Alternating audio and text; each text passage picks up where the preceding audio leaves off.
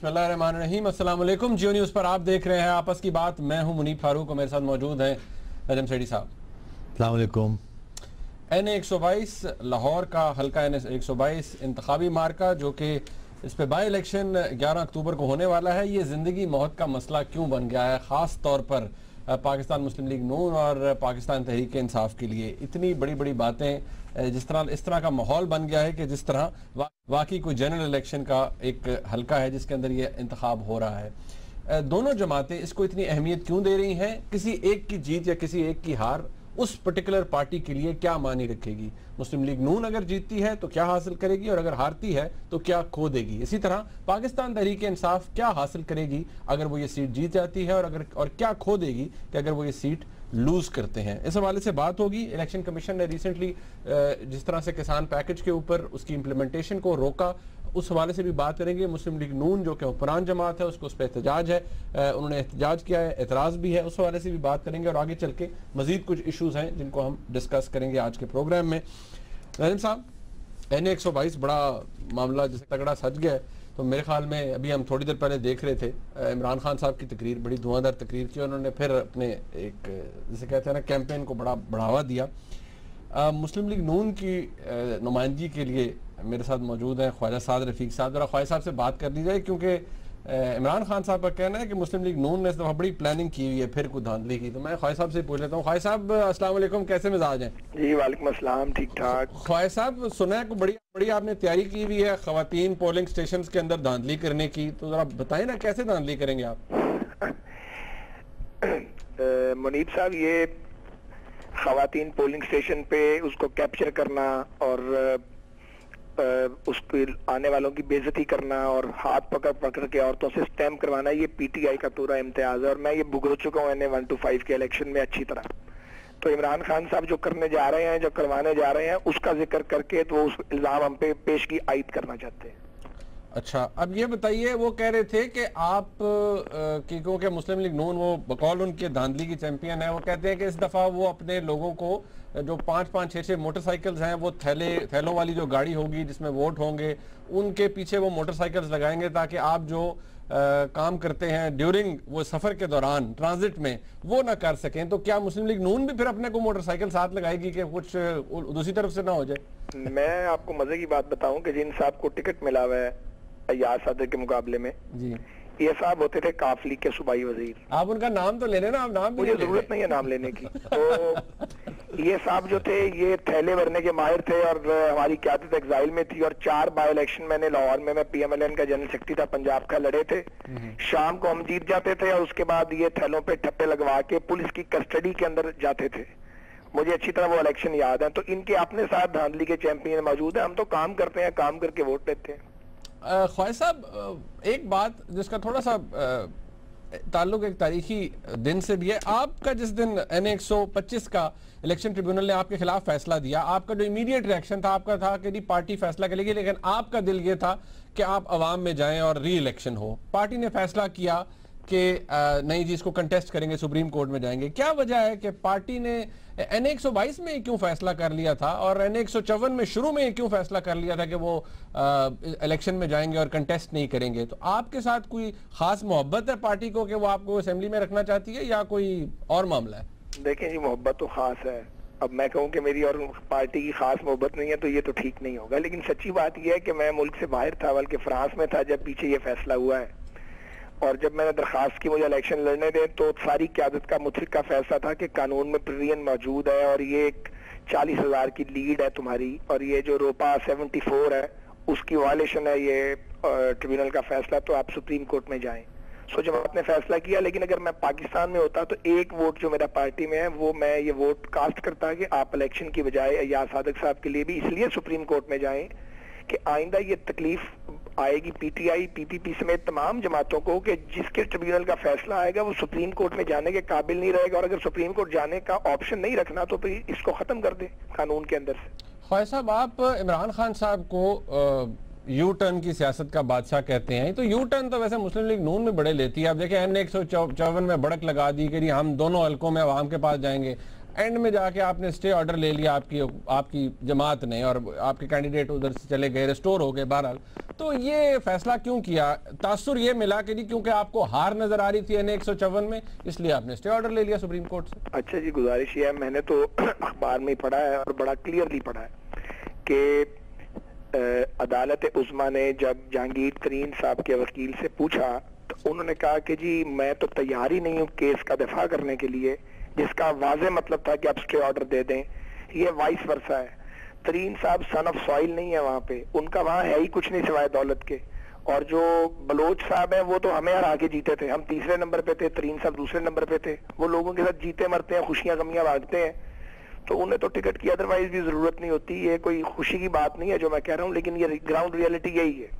ख्वाहिश साहब बगैर मांगे तो किसी को स्टे नहीं मिलता ना। मुस्लिम लीग नून गई थी अगर 154 में सुप्रीम कोर्ट में, ना लगाते स्टे की दरखास्त, खाली ये कंटेस्ट कर लेते कि इनकी नाअहली खत्म की जाए, बगैर मांगे तो नहीं मिला ना। सदीक खान बलोच साहब का ये देवन से मौकफ था कि मेरी जिस डिग्री को जाली ट्रिब्यूनल ने करार दिया उसे हायर एजुकेशन कमीशन और हाई कोर्ट जस्टिफाई कर चुका है और ट्रिब्यूनल का फैसला बाइज्ड है। तो वो इस जमाती फैसले के साथ कुछ इत्तेफाक भी नहीं कर रहे थे, हालांकि उनके बेटे को टिकट दिया गया था। तो आपको लोगों के जज्बात का भी ख्याल करना पड़ता है, क्योंकि जमातें इंसानों पर ही मुश्तमिल होती हैं। ख्वाहिश साहब, मैं नजम साहब के पास भी आपके लिए बड़े आड़े टेढ़े सवाल हैं, मेरे तो बड़े मासूम से सवाल नजम साहब जरूर सवाल करेंगे जनाब। नहीं गल है ना कि हम भी मुद्दई है नजम सेठी साहब की वजारत आला की जरूरत से ज्यादा इम्पार्शल थे, हमें मरवा दिया इनकी इम्पार्शलिटी ने। बात ये है ना, वो आप उनके साथ वो कहते हैं ना, तुसी आप मुक लो ना नाल, मुझे सिर्फ ये बता दें कि NA 122 का आज मुझे पल्स बता दें। जो ये सर्वे आ रहे थे ये तो 15 दिन पहले की बात थी ना, आज क्या कहती है? क्योंकि तासुर ये भी है कि शायद मुस्लिम लीग नून की पोजीशन जरूर दुरुस्त होगी, स्ट्रांग होगी, लेकिन जो कैंडिडेट है आज सादिक साहब क्योंकि स्पीकर थे हल्के में नहीं आ सके, शायद उनकी पोजीशन उतनी स्ट्रांग नहीं है जो 2013 में थी। नहीं, मैं इसके बरक समझता हूँ। बात यह है कि लाहौर जो है ये एक फैसला करता है और एक वेव लाहौर शहर में चलती है, और लाहौर शहर शख्सियत को जरूर देखता है लेकिन जमात लीडरशिप और उनके प्रोग्राम को जरूर देखता है। तो जिस इमेच्योर पॉलिटिक्स का मुजाहरा इमरान खान ने 2013 के इंतखाबात के बाद मुसलसल किया है और उन्होंने जमहूरियत पर रकीक हमले किए हैं और इल्जाम तराशी और बहतान की सियासत की है, कोई एक इल्जाम और बहतान भी वो किसी भी शख्स पर या जमात पर साबित नहीं कर सके। तो मैं समझता हूँ कि ये पढ़े लिखे लोगों का हल्का, उनका वोट जो है वो गिरा है, नीचे आया है। और फिर जो उम्मीदवार उन्होंने दिया है याद साहब के मुकाबले में, वो भी एक नॉन स्टार्टर है और मेरा ख्याल है कि वो खंभों पर और दरख्तों पर इलेक्शन लड़ रहे हैं। मैंने आज भी अभी थोड़ी देर पहले कहा है कि वो नोटों से इलेक्शन लड़ रहे हैं और हम वोटों से। ठीक है नजम साहब, खाय साहब आपने फिर मेरे पे इल्जाम लगा दिया। मैं तो बड़ा नाराज हूँ आपसे, आज मैं टीवी पे कह रहा हूँ आपकी जो गैर जानिबदारी थी उसने हमें इतना नुकसान पहुंचाया, इतनी ज्यादती NA 125 के इलेक्शन में हुई। आपने थानेदार तक हर आदमी बदल दिया ऊपर से नीचे तक, और मिला ये कि आप पर भी इल्जाम लगा और हम आपसे अलग नाराज हैं। बात यह है ख्वाजा साहब कि मैं हैरान इस बात से हूँ कि 1.5 साल से इमरान खान मेरे पे इल्जाम लगाता रहा है कि मैंने आपकी मदद की। 1.5 साल से आप मुझे गालियां दे रहे थे कि आपने हमारे खिलाफ ये किया वो किया। अब इमरान खान साहब ने तो माफी मांगी तो नहीं है, मगर ये तस्लीम कर लिया है कि वो तो एक सियासी बयान था, उसकी कोई हकीकत नहीं थी। मगर आप अभी तक कह रहे हैं कि जी मैंने आपके साथ ज्यादती की है। वो इसलिए नजम भाई कि आपने, मैं जो बात इनफेक्ट कहना चाहता हूँ, आपने बतौर वजीर आला एक थानेदार से चीफ सेक्रेटरी तक हर शख्स को बदला, आपने अच्छा किया। वो तो मैं और टोन में बात कर रहा था। और एक बार मैंने शिकायत करने के लिए आपको कॉल की, आपकी मुझे वापसी कॉल नहीं आई, और इल्जाम मुझ पर ये है कि आपकी मदद से हम जीते हैं। ये किस किस्म का इल्जाम है मुझे बताएं। नहीं, सही कह रहे हैं आप। मैं तो खुद ही उस वक्त फ़ोन किसी के नहीं ले रहा था। बहरहाल आपको एक किस्म का तो फ़ायदा भी हो गया ना कि जब इमरान खान साहब के इल्ज़ाम गलत निकले और जुडिशल कमीशन में भी गलती तस्लीम करनी पड़ी, तो अब आप दंदना सकते हैं, कह सकते हैं कि इमरान खान गलत था, हम सही थे, और सेठी की न्यूट्रलिटी या हमारी नेगेटिविटी के बावजूद हम जीते हैं। तो देर आया दुरुस्त ही आया ना। फिर ये ठीक है, जाहिर है झूठ के जो है वो पाँव नहीं होते और एक दिन जो है वो झूठ एक्सपोज हो जाता है। ठीक। अब मेरा बस एक सवाल है खाय साहब, ये जो इलेक्शन कमीशन ने फार्मर्स पैकेज जो प्राइम मिनिस्टर साहब का है उसके ऊपर स्टे दे दी है, आप इसके ऊपर जा रहे हैं अदालत में इसको चैलेंज करने के लिए या नहीं? जी हाँ, परवेज रशीद साहब ये बात कह चुके हैं कि हम अदालत से रजू करेंगे और हमारा ये बिल्कुल मौकफ है। और मैंने कल भी ये बात कही थी कि बदकिस्मती से इमरान खान साहब को ये आदत बद है कि वो अदारों को दबाव में लाते हैं और वो इलेक्शन कमीशन को किसी हद तक दबाव में लाने में कामयाब हुए हैं। इसका एक सबूत ये है कि वो किसान पैकेज, जिसका इलेक्शन से कोई ताल्लुक नहीं, पाकिस्तान की ज़राअत से ताल्लुक है, एक आम किसान से ताल्लुक है, उसको भी उन्होंने रुकवाया, जिससे मुल्क को उतना ही नुकसान एक बार फिर होगा जैसे पाक जान इकनॉमिक कॉरिडोर डिले हुआ था इमरान की एहतजाजी धरना सियासत की था। हाँ साहब, मगर ये क्या ये आप जाएंगे स्टे लेंगे इसके खिलाफ, या क्योंकि अभी दिन कितने रह गए हैं इस इलेक्शन में? 6-7 दिन तो रह गए हैं। अब इस वक्त क्या जरूरत है अदालत में जाने? भी ठीक है, कट जैसे वो पंजाबी कहते हैं कौड़ा कुट करो। सिटीजन मुझे एग्जैक्ट नहीं पता है क्योंकि परवेज रशीद साहब मिनिस्टर लॉ मिनिस्टर हैं, लेकिन ये 31 अक्टूबर को तो लोकल बॉडीज का इलेक्शन भी है पूरे पंजाब में। सही है। इसलिए मेरा ख्याल है जाना तो पड़ेगा वरना नुकसान होगा, क्योंकि फसल और मौसम जो है वो ज़िमनी इंतखाबात या बल्दियाती इंतखाबात का इंतजार नहीं करते। मगर ये किसान तहरीक जो है जिनकी ये डिमांड से, वो तो अगर आपका ये हो गया है तो वो तो लॉन्ग मार्च करने वाले हैं सियालकोट से इस्लामाबाद तक। उन्होंने तो ऐलान भी कर दिया है कि आप अगर पैकेज ये नहीं होगा तो हम लॉन्ग मार्च करेंगे। तो एक तरफ आपको ECP रोक रही है, दूसरी तरफ किसान आपके ऊपर चढ़ाई कर रहे हैं, तो ये क्या किस किस्म की सूरत हाल है? ये सर बात यह है कि एक तो इमरान खान को एक जिम्मेदारी का मुजाहरा करना चाहिए। वो एक सूबे के हुक्मरान है, मेरे ऑपोजिशन लीडर तो नहीं है, लेकिन जब वो इस तरह की गैर जिम्मेदाराना सियासत करते हैं जाती मुफाद के लिए, कौमी मुफाद को नजरअंदाज करते हैं, तो जाहिर है हुकूमत को मुश्किलात का सामना करना पड़ता है, जिससे बसा औकात रियासत का नुकसान होता है। तो सियासी नुकसान नहीं हो रहा, ये रियासत का नुकसान है। इस पे इमरान को अकल करनी चाहिए और विड्रॉ करना चाहिए। ठीक और इलेक्शन कमीशन को भी ख्याल करना चाहिए। वो उनकी ऑलरेडी इलेक्शन कमीशन से मैं तो बिल्कुल मुतमईन नहीं हूँ, उनकी गलतियों की, उनकी अदम तरबियत की सजा हम पा रहे हैं, और अगर वो यही रवैया इख्तियार करेंगे तो हमारे भी एतराज़ात और तहफ़्फ़ुज़ात जो हैं वो फिर मौजूद हैं। अच्छा ख्वाहिश साहब, एक नदीम साहब ने बात कर ली, एक बात में आपने ग़ालिबन ईद के तीसरे रोज 27 सितंबर को कुछ कहा था, आपको तो याद होगा आपने क्या कहा, लेकिन हमारे नाजरीन को पता नहीं। एक छोटा सा क्लिप है, मैं वो सुनवाना चाहूंगा और मैं पूछना चाहूँगा आप इशारा कहाँ कर रहे थे, ये जरा क्लिप सुनिए। पिछले चंद माह से मुसलसल मुंतखब जमहूरी हुकूमत को काम करने से रोका जा रहा है, मुसलसल, और इस खेल का आगाज धरनों से किया गया। एक मुसलसल खेल खेला जा रहा है मुंतखब लोगों को मतून करने का, उनको रुस्वा और बदनाम करने का, और ये शायद साबित करने की कोशिश की जा रही है कि मुंतखब लोग जो हैं वो डिलीवर नहीं करते। तो अगर हम डिलीवर नहीं करते तो डिलीवर कौन करता है? फिर ये जिनका काम है वही करेंगे, और पूरी दुनिया में ये काम जमहूरी तरीके से किया जाता है। इसमें कोई शक नहीं है कि पाकिस्तान की जमहूरियत में बेपनाह रिफॉर्म्स होने वाली हैं, क्योंकि यहाँ जमहूरियत चल नहीं सकी या चलने नहीं दी गई।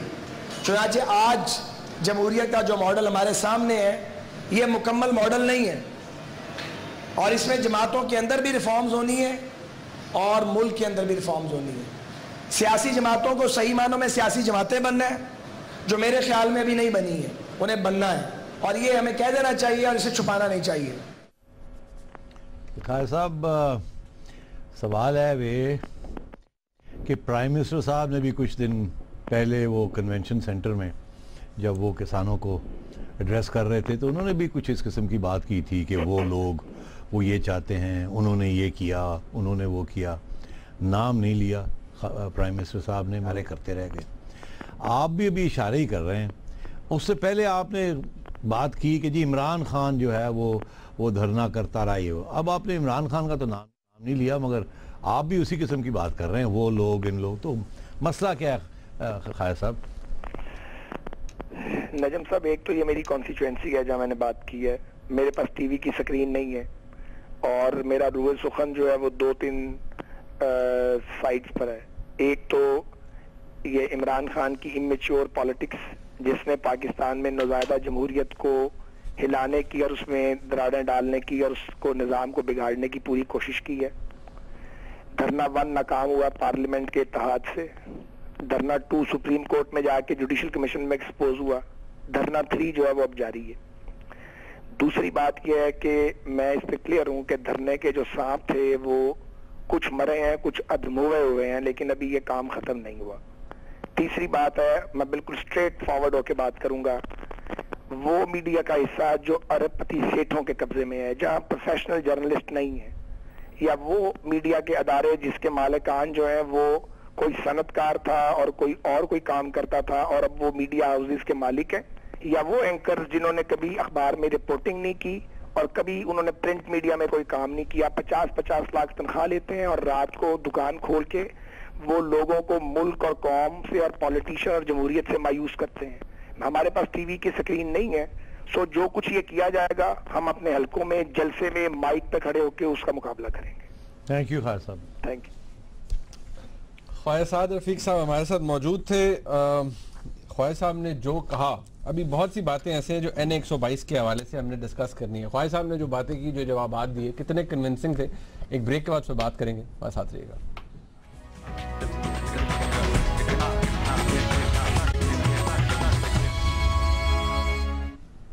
N122 इंतखाबी मार्का है।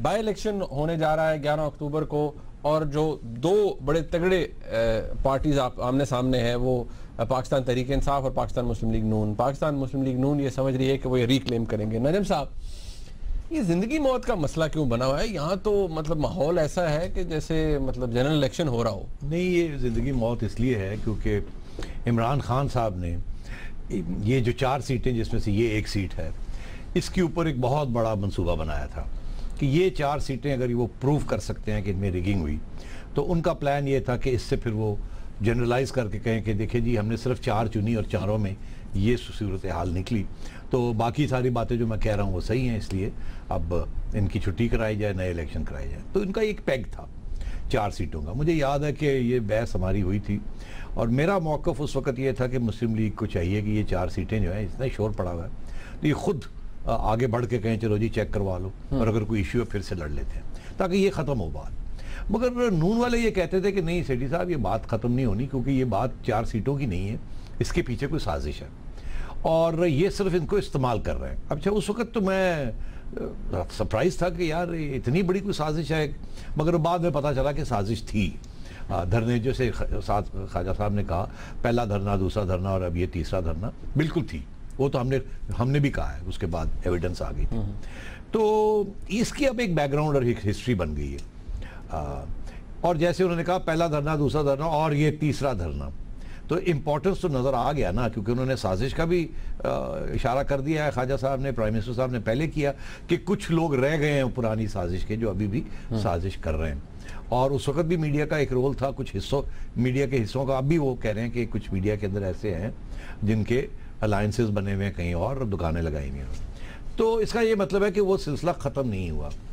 तो ये 4 सीटों में से एक तो ये रीज़न था कि ये all these 4 seats are important. Second ये था कि ये इमरान खान की सीट थी और इमरान बड़े नैरो मार्जिन से हारा था, 10-12 हज़ार वोट से, ऐसे ही था ना? हाँ, नहीं, वो बिल्कुल 8,500 से। हाँ, तो इतनी स्मॉल मार्जिन जो है, इट्स वर्थ एजिटेटिंग। तो उसने, और वो इमरान खान था। तो एक तो ये, दूसरा ये कि दूसरी तरफ कौन था? दूसरी तरफ अयाज सादिक था, जो कि स्पीकर बन गया जाके नेशनल असेंबली का। बहुत बड़ी हस्ती होती है after the prime minister and the president, in fact he is the senior most. तो अगर अयाज सादिक डी-सीट हो जाता है या हार जाता है इलेक्शन, तो ये नून लीग के लिए एक बहुत बड़ा धचका होगा उसके लिए, जो कि धचका लगा उन्हें पहले लगा ना कि ये फिर से करनी पड़ गई। अब अगर हार जाते हैं तो वो उनका जो मौक़िफ़ है कि हम पहले भी जीते थे, अब भी जीत के दिखाएंगे, कोई धांधली नहीं हुई, कुछ नहीं हुआ।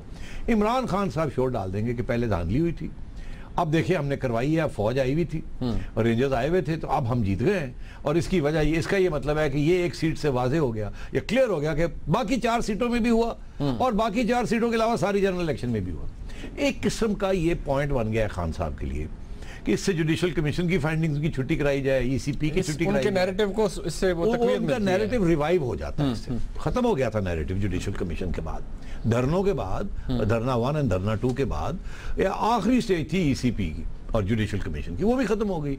अब वो उनके पास कोई और चारा नहीं रहा। तो ये एक बहुत बड़ा पैग है उनके लिए कि यहां अगर उनको कुछ, जैसे वो कहते हैं ना, क्लचिंग एट स्ट्रॉज, एक डूबता हुआ शख्स जब वो डूब रहा होता है तो उसको कोई चीज़ भी मिले तो उसको पकड़ लेता है अपनी जान बचाने के लिए। तो खान साहब के लिए इसकी वो हैसियत है, इसीलिए वो खुद आए हुए हैं, इमरान आए हुए हैं और यहाँ कैनवसिंग कर रहे हैं और धन आ रहे हैं और प्रोटेस्ट कर रहे हैं। और जैसे ख्वाजा साद रफीक ने कहा कि उन्होंने इतना प्रेशर डाला है कि उन्होंने ECP को बैकफुट पर डाल दिया है। ECP however says कि नहीं जी हम किसी सियासी जमात की वजह से हमने फैसला नहीं किया। जो मर्जी कहे वो फैक्ट, सियासी तौर पे आप और मैं हम ये समझते हैं कि ECP बैकफुट पे आ गई। देखिए एक तरफ वो कह रहे हैं जी ये चारों के चारों इलेक्शन कमिश्नर जो है प्रोविंशियली रिजाइन करें, हमें एतमाद ही नहीं है इनमें। दूसरी तरफ अब इस इलेक्शन कैंपेन पे आज जो उन्होंने स्पीच की उसमें भी वो कहते हैं कि ये वही लोग हैं जिन्होंने पहले धांधली करवा के इलेक्शन जितवाई थी और ये वही कियानी साहब हैं जस्टिस रिटायर्ड जो कि अब भी वहाँ चीफ इलेक्शन कमीशन के दफ्तर में one of the 4 members of the election commission है। तो वो अभी भी उसी बात को घुमा रहे, वो नहीं तस्लीम करते कि उन्होंने जो इल्ज़ाम लगाए थे वो गलत साबित हो गए, यू टर्न लेनी पड़ गई, अब फिर एक और यू टर्न लेके उनको रिवाइव कर रहे हैं। तो मैं ये समझता हूँ this is the real reason कि ये एक सिम्बॉलिक चीज़ बन गई है इमरान खान के लिए।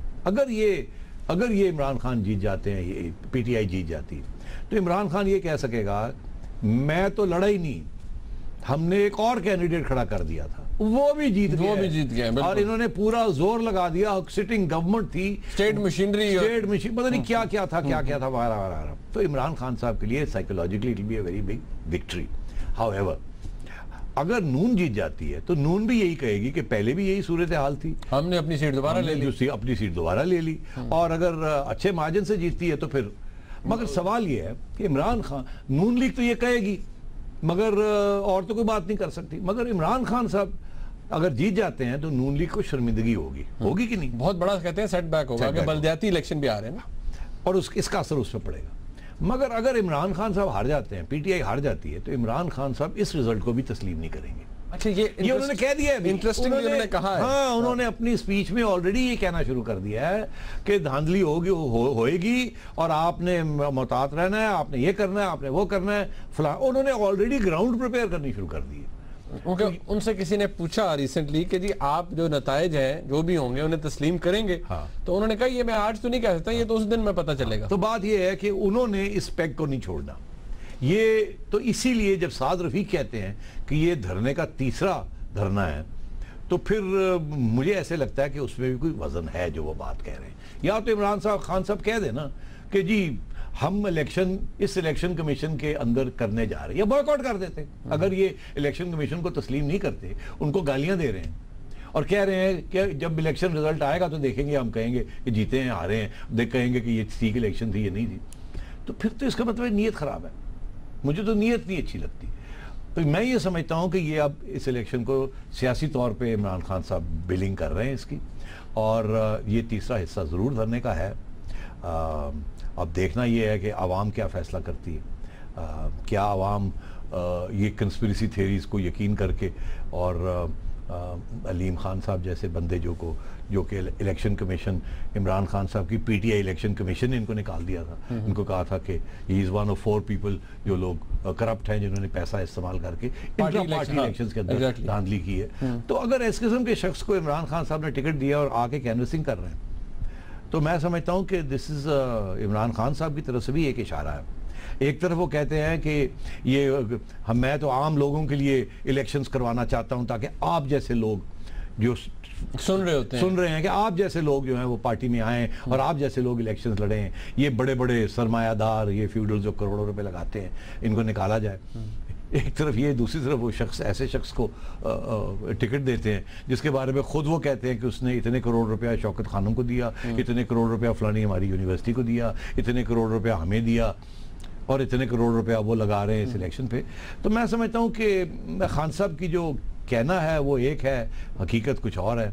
और इस वक्त इतनी सियासी करवटें ली जा रही हैं PTI की तरफ से कि वो डेस्परेट मुझे लग रहे हैं बिल्कुल इस वक्त। नईम साहब, एक बात आज भी मैं जंग अखबार के ऊपर शायद गालिबन कल भी आया, मैं देख रहा था कि ये भी खबरें हैं कि जिस तरह से मुस्लिम लीग नून को करनी चाहिए सपोर्ट या कैंपेन करनी चाहिए थी, अब हम ये बड़ा लेट देख रहे हैं। MNAs आए हैं, ख्वाजा साहब आए हुए थे, ये पहले बड़ा सुस्त मोमेंटम रहा है। कोई 2-4 MNAs जो एजाज सादिक साहब के करीब हैं वो डोर टू डोर कैंपेन कर रहे हैं, जा रहे हैं, लेकिन इतना कोई बड़े रैलीज या बड़े जलसे नहीं हमने देखे मुस्लिम लीग नून। बड़ा अच्छा पॉइंट है आपका, बिकॉज आपको याद होगा कोई 2 हफ्ते पहले या 10 दिन पहले या शायद पिछले हफ्ते ही हमने ये एक प्रोग्राम किया था जिसमें हमने 2 सर्वेज का जिक्र किया था।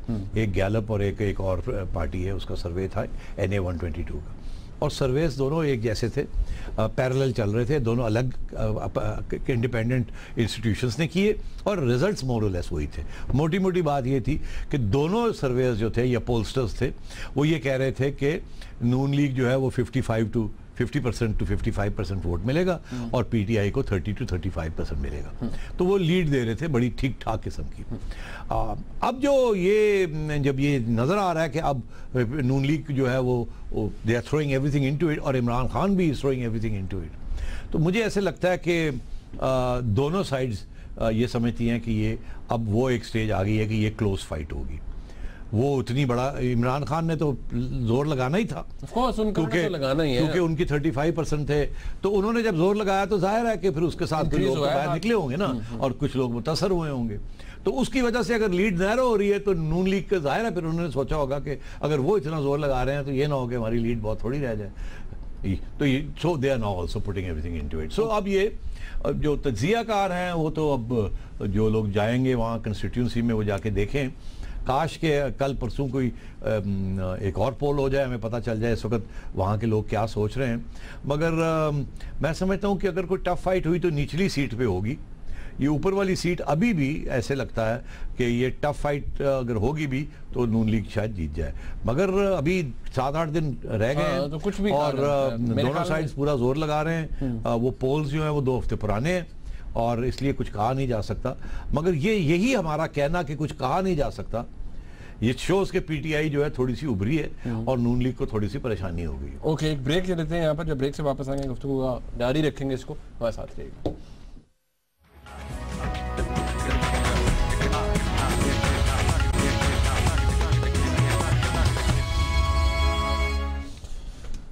प्रोग्राम के इस हिस्से में बात हो जाए अफगानिस्तान की अंदरूनी सूरत हाल की और उस एक खास जो इंटरव्यू की जो कि अफगानिस्तान के प्रेसिडेंट अशरफ गनी ने दिया। नईम साहब, दोनों चीज़ें इंपॉर्टेंट है।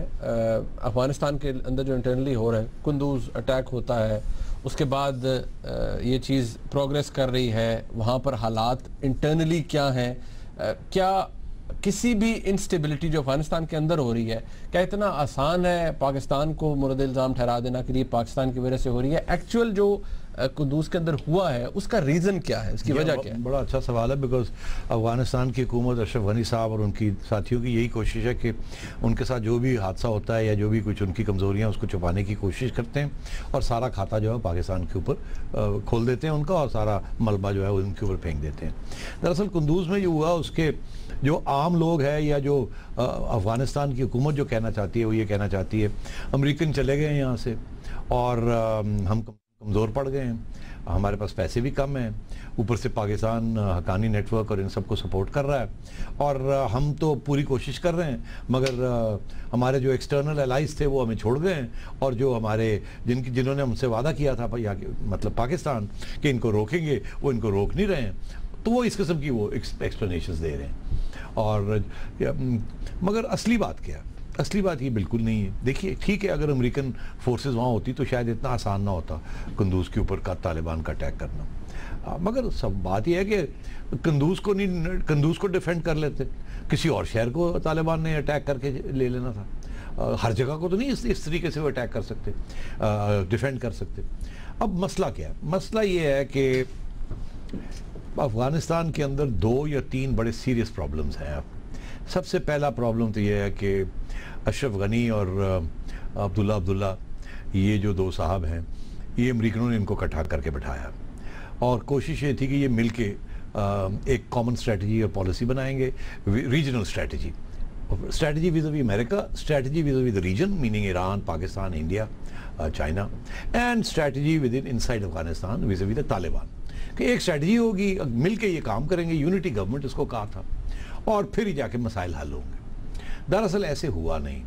हुआ नहीं क्योंकि अशरफ गनी जो है वो पश्तून फैक्शन को रिप्रेजेंट करते हैं, अब्दुल्ला जो है नॉर्दर्न अलायंस को, और उनके साथ वॉरलॉर्ड्स हैं, और दोनों एक दूसरे की टांग खींच रहे हैं। ये हालात इतने ख़राब है कि अभी तक कैबिनेट नहीं बन सकी, साल होने को जा रहा है, अभी तक कैबिनेट नहीं बनी इनकी, डिफेंस मिनिस्टर नहीं बना अभी तक, और defence is the internal security and defence is the major issue, इत्तेफाक नहीं हो रहा।